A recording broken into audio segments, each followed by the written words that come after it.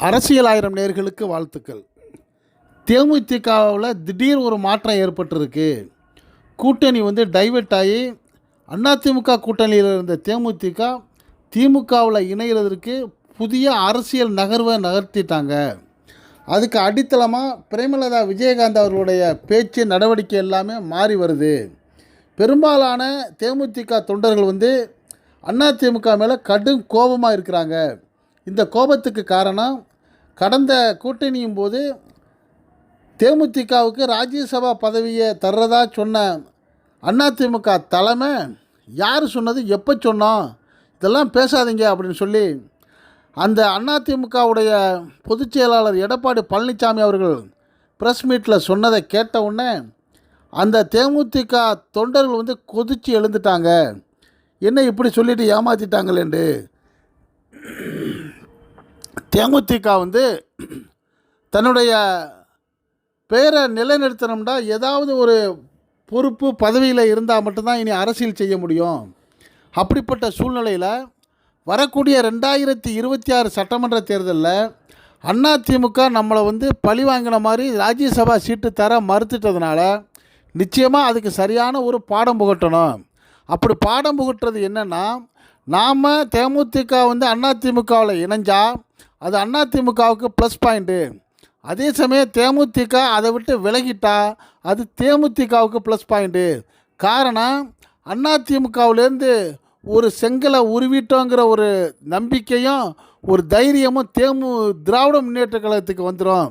திராவிட முன்னேற்ற கழகம் நமக்கு ஒரு சரியான மரியாதையை நிச்சயமாக கொடுக்குறதோட மட்டும் இல்லாமல் வெற்றி பெறக்கூடிய அந்த அணியாக இருக்கிறதுனால குறைந்தபட்சம் ஒரு 2 எம்எல்ஏக்களாவது நமது சட்டமன்றத்துக்குள்ளே மறுபடியும் நுழையிறதுக்கான வாய்ப்பு வரக்கூடிய 2026 தேர்தலில் திமுக கூட்டணியால் மட்டும்தான் கிடைக்கும்.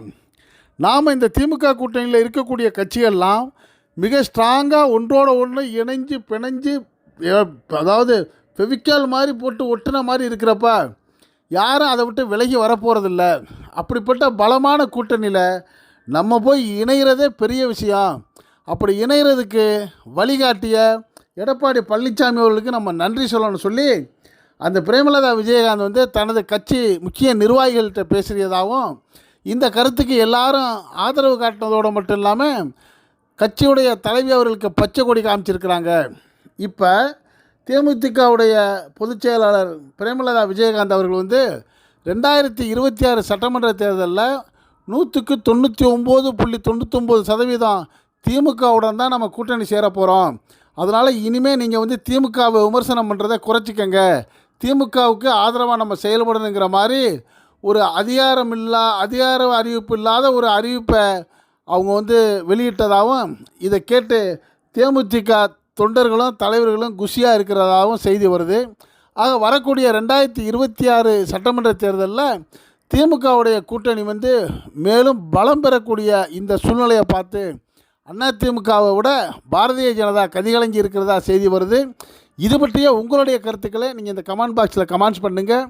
தேமுதிக திமுகவோட இணைகிறதை தொடர்ந்து வேறு சில கட்சிகளும், உதாரணமாக பாட்டாளி மக்கள் கட்சி கூட அந்த திமுக அணியில் போகிறதுக்கான வாய்ப்பு இருக்குது. ஆனால் விடுதலை சிறுத்தைகள் கட்சி இருக்கிறதால அதற்கான வாய்ப்பை முதல்வர் மு.க. ஸ்டாலின் கொடுக்கறதுக்கு காரணம் வாய்ப்பு குறைவுன்னு சொல்லிக்கிறாங்க. எப்படி இருந்தாலும் எது வேண்டாலும் அரசியலில் நடக்கலாம்.